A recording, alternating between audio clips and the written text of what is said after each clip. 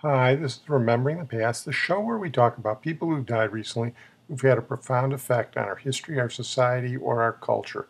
Tonight, we're not going to start out with a person, we're going to start out with a thing, the VCR, the video cassette recorder, which died recently at the age of 60. The first Mark IV recorder was introduced on April 16, 1956, by Fred Faust, an engineer, at the National Association of Radio and Television Broadcasters. They were announced by the vice president of CBS, and Faust surreptitiously recorded the opening remarks, and as soon as they were over, he pressed play, and the people there saw the first video replay. But time and technology have passed up the VCR, and the last company to make them has announced they will no longer be made anymore. Here's Ian Paul writing in PC World on a story called The Last VCRs Ever Will Be Made This Month. A company in Japan only recently realized it was time to stop making video home system machines commonly known as VHS. Japan-based Funai announced earlier in July that it would cease production of its VHS player, which was sold under various brands worldwide. The company said it had decided to cease production due to difficulties in acquiring components, according to Japanese language Nikkei. The near non-existent market for the ancient home entertainment technology was also a factor. The VHS player was a kind of technology from the late 20th century known as a video cassette recorder or VCR.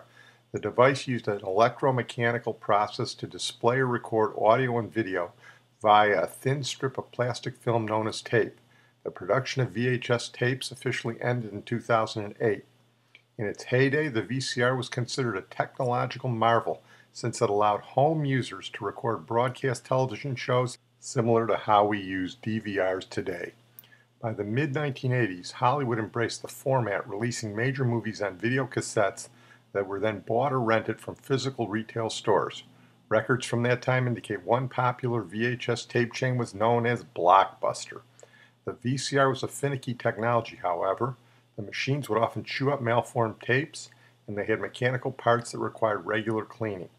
Many players also came with programmable timers that were confusing and indecipherable. In fact, during the 1980s, it was almost impossible for anyone over the age of 20 to dedicate the time needed to learn how to program a VCR.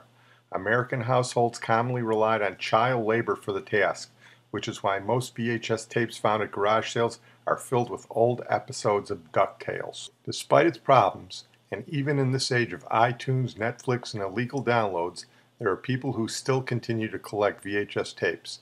They argue that some VHS content was never released on modern formats, and without preservation it risks disappearing into the dustbin of history forever.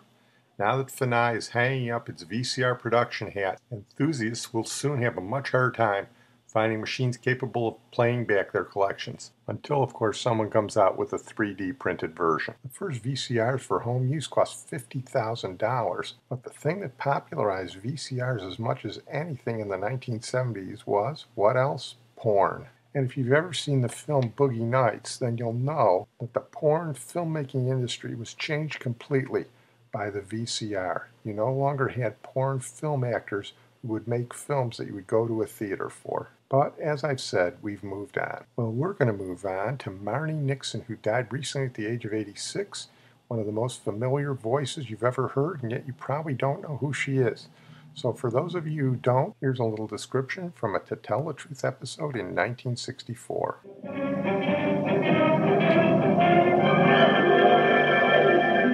What is your name, please? My name is Marni Nixon.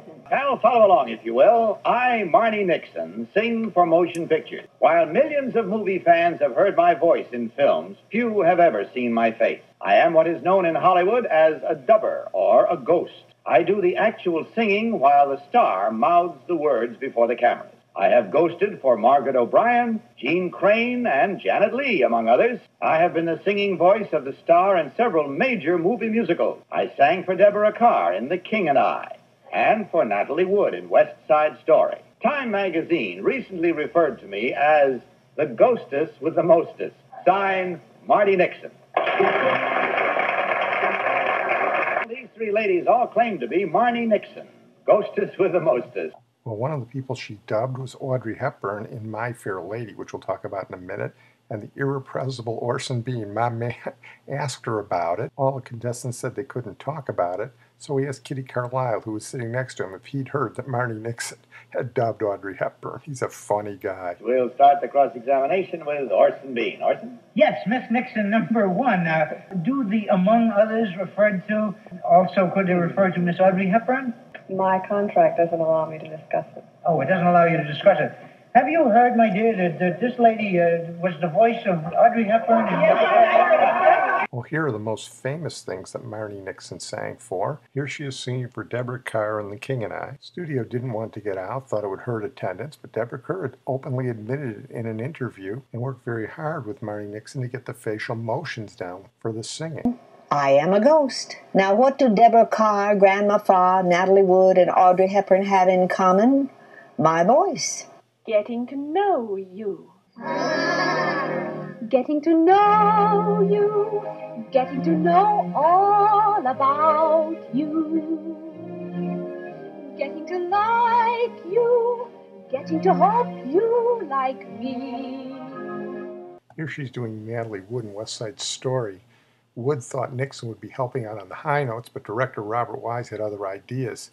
Nixon said she didn't know how much of her work would be done by somebody else. She didn't know it would all be thrown on and would all be my voice, and I don't think Natalie Wood's ego could take that. Nonetheless, it was Wood's name that appeared on the soundtrack, which went on to sell more than 3 million copies in the United States.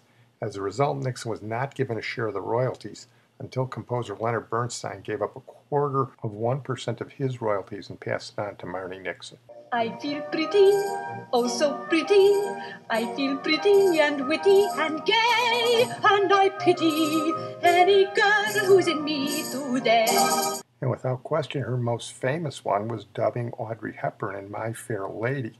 Audrey Hepburn was pretty nice about it. She gave Marni Nixon a lift to the set every day.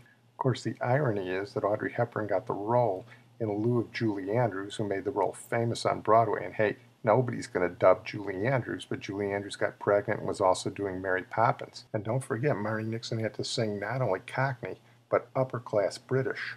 I only know when he began to dance with me, I could have danced, danced, danced.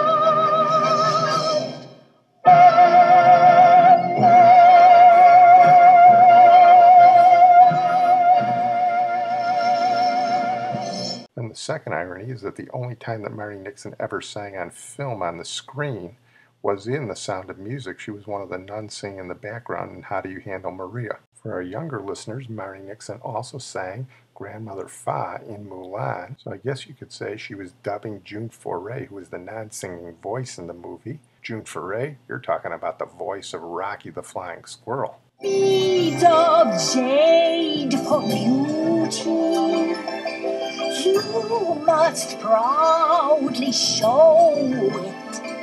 Now add a cricket just for luck, and even you can't blow it. Should be pretty obvious that Marni Nixon had a wonderful voice, one of the best, and she did a lot of singing on her own, but she never got the recognition. She sang both classical and popular.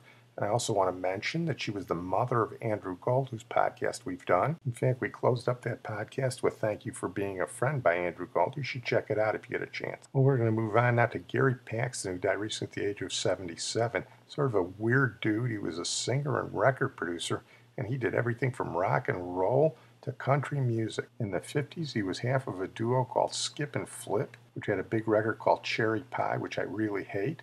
But he's most well known as being the lead singer of the Hollywood Argyles, which were a fictional group. They were named for the avenues at which they created their one huge record, a #1 in 1960. We used it as a close when we did our Kim Fowley podcast. First song ever played here in Chicago on WLS when WLS went rock. And it was the tale of a caveman from the comic strips called Alley-Oop, and this is Gary Paxton singing. There's a man in the funny papers we all know.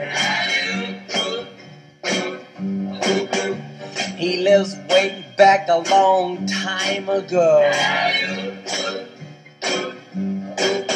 He don't eat nothing but a bear cat stew. Well, this cat's name is Alley-Oop. Always thought there was a little alcohol involved in that record, but like I said, it made it to #1. In 1965, the Beach Boys covered it on their Beach Boys Party album. There's a man in the funny papers we all know.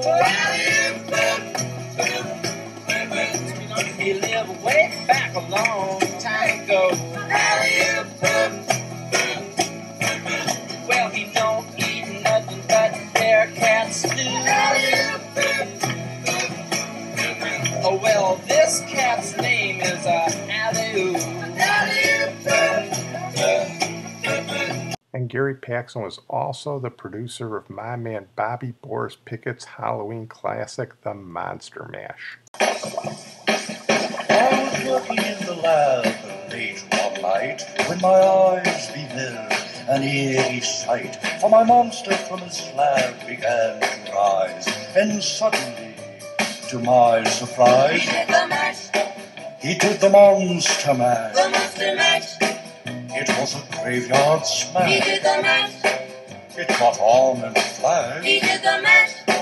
He did the monster mash. Before he died, when he was in his late country phase, Gary Paxton wrote an awfully good country song, When I Die, Just Bury Me at Walmart. When I die, just bury me at Walmart.